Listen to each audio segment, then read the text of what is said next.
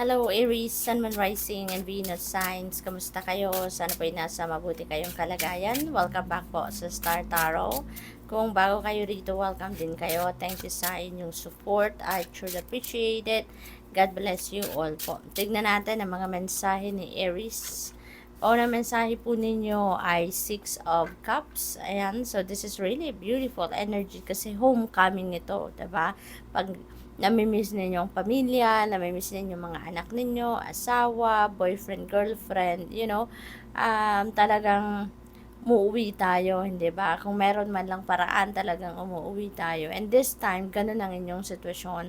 Maybe, yung travel home na to is already, booked na, kumbaga, na-approve na yung bakasyon ninyo para dito, maaring ganun at tuloy na ang pag-uwi ng iba sa inyo dito, Aries. No, you're going to visit family, you're going to visit loved ones. Kaya napakagandang reunion ito for sure, no?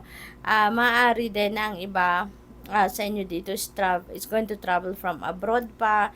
Baka manggagaling pa kayo sa malayong lugar. So, yung travel na to could be a long distance travel, international travel, yung mga ganon. So, ingat po kayo. So, this is coming home, so there is reunion dito. There is coming back, no, where you were born or kung saan talaga kayo nakatira, yung ganon. At saka ang iba din sa inyo dito, speaking of pagbabalik, baka meron din ditong pagbabalik ng tao sa buhay ninyo. Maring sa pag-uwi ninyo dito, maring mag-encounter kayo muli ng kung sino man, no, na baka ex ninyong kaibigan, no, former kaibigan ninyo, at saka o kaya former ninyong boyfriend or girlfriend or asawa, no, baka mag-encounter muli kayo at maaring mag-try eto kung sino man yon na makipagbalikan sa inyo or maging parting muli ng buhay ninyo, no. So maybe may ganong sitwasyon. What else? We have Ace of Wands. Ayan. So dito sa Ace of Wands, this is a new beginning energy. So, maaari din, na kung sino tong magbabalik sa inyo or kung sino tong makikipagbalikan sa inyo, maaaring, baka bibigyan ninyo ito ng pagkakataon. At maaaring magsimula kayong muli sa kung ano man ang relasyon ninyo dati. Baka magsisimula kayo ng bagong pagkakaibigan or bagong kung saan kayo kung where you left off, kumbaga sa relasyon ninyo. So baka may ganong sitwasyon dito. For others of you naman, baka merong opportunity dito na paparating sa inyo, Aries, no? Baka yung opportunity na to could be something na oportunidad ng trabaho. Maaring ito ay oportunidad ng karera, oportunidad ng negosyo, no? Something like that. At maaring yung oportunidad na to is kung trabaho man yan, karera, negosyo, whatever it is, baka yung magiging kapital ninyo dito sa mga opportunity, sa mga gagawin ninyo ito, yung inyong creativity, yung inyong gagamitin nyo dito, yung inyong talents, yung inyong skills, ang inyong mga gifts, no?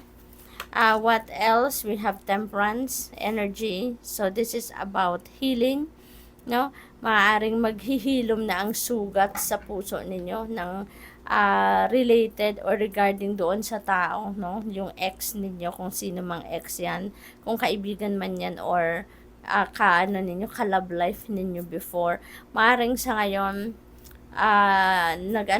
nakapag-heal na kayo, no? Maaaring nakalimutan nyo na yung away ninyo or nakalimutan nyo na kung ano man yung hindi ninyo napagkaintindihan before at maaring merong forgiveness na sa puso ninyo, matagal na, kaya ngayon maaring pwede na talaga kayong makapagsimulang muli, no? But of course, Aries, just a reminder na this is a general reading, okay? Hindi ito one-on-one reading, kaya just take as it resonates, alright? Kasi kung minsan may mga nagko-comment na nagagalit sila, no? Na hindi na makikipagbalikan or something, but you know what? Tulad ng sinasabi ko, general reading ito. Kaya may mga mensahe dito na magre-resonate sa iba, meron din naman na hindi. no? Kaya, just take as it resonates. Kung mag-resonate sa inyo mensaheng pagbabalikan, then, take it. If not, then, ibig sabihin yung mensaheng yan ay hindi para sa'yo. That is for someone else, okay? So, tingnan natin kung ano pa ang ganap. We have a Page of Pentacles. So, this is really beautiful energy pagdating naman sa inyong money, career, and finances. Kasama din dyan yung mga property. Siguro, mayroong mga bilihan ng property dito. Maaring may mga ganong sitwasyon ng iba sa inyo dito na ganon, Aries, no? Pwede rin na ito ay balita, no? Regarding sa siguro sa mga trabahong in-applyan ninyo, or baka nag-apply kayo ng pag-abroad, or nag-a-apply kayo dito ng loan, no, sa bangko or sa kung anumang financial institution, at maaring meron kayong magandang balitang matatanggap regarding those areas, no? So, tignan natin kung ano pa ang ganap dito for Aries.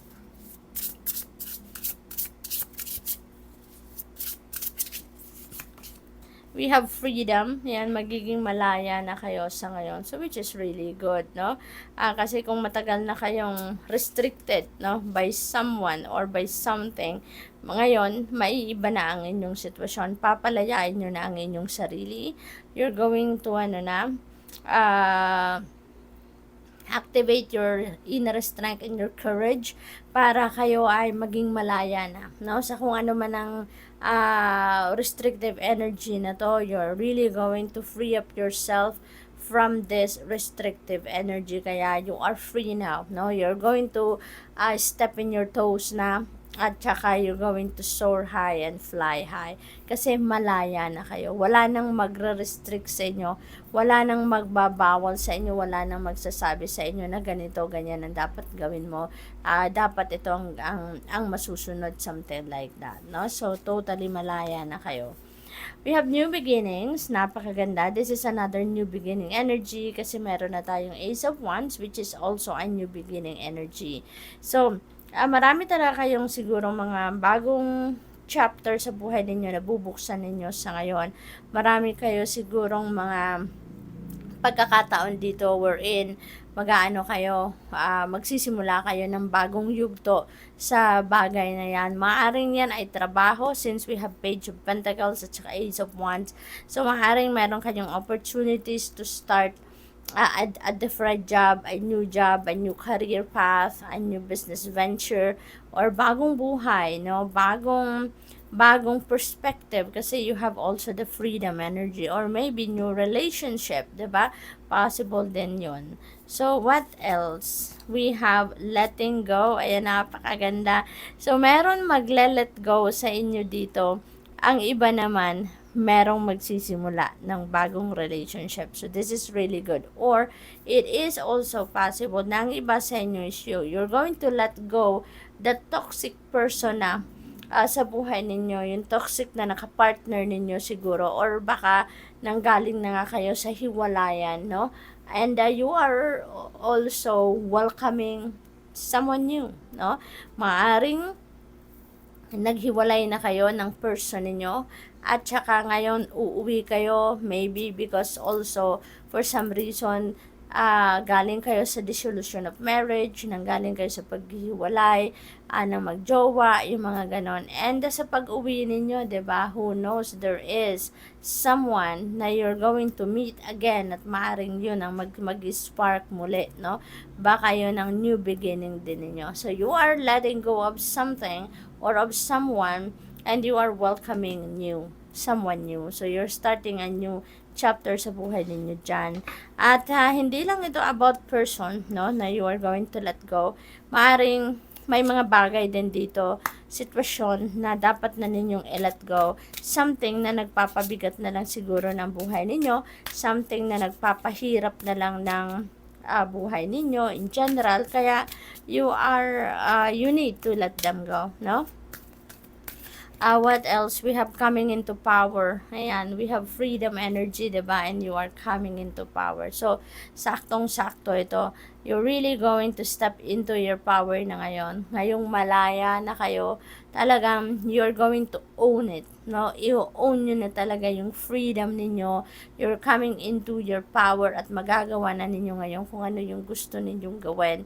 Magagawa nyo na gayon yung isa katuparan ng mga plano ninyo, ang mga ideas ninyo. What else? We have renewing your life. Ayan, so dito naman, Aries, no? So, renewing your life energy.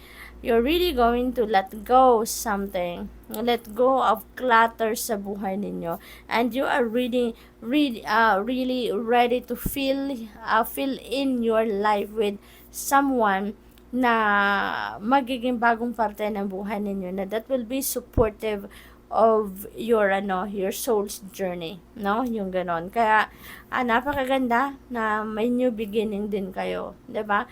Kasi talagang siguro you're really going to change, no? Or create a change sa buhay ninyo ng bonggang-bongga. Kaya napaka-blessed ninyo at this time kasi maraming opportunity na nagli-lead para doon sa inyong ikakatagumpay, no? Accepting what is kasi nagsusurrender kayo, no? With this accepting what is, parang wala kayo ditong question, wala kayong pagkokontrol, wala kayong pagtatanong, 'di ba, kung bakit nangyayari ito sa iyo, bakit may mga pangyayaring ganon, bakit ngayon, 'di ba, bakit hindi next year, bakit hindi kung kailanman, ano, walang ganon si Aries sa ngayon. You are just fully accepting what is happening, what is unfolding sa buhay ninyo. That means that you are surrendering to the divine, surrendering to the natural ebb and flow of life. Kaya blessed kayo, bumubuhos ang biyaya sa inyo, mga iba't ibang klaseng opportunities because you have that surrender energy.